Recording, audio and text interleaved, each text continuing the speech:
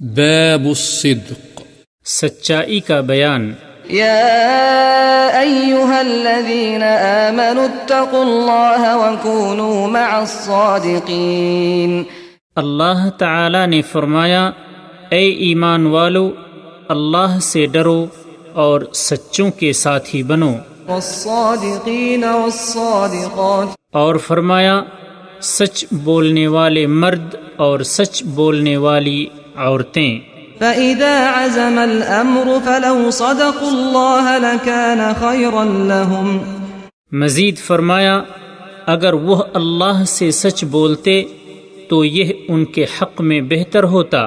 عن ابن مسعود رضی اللہ عنہ عن النبي صلى الله عليه وسلم قال: إن الصدق يهدي إلى البر، وإن البر يهدي إلى الجنة، وإن الرجل ليصدق حتى يكتب عند الله صديقا، وإن الكذب يهدي إلى الفجور، وإن الفجور يهدي إلى النار، وإن الرجل ليكذب حتى يكتب عند الله كذابا۔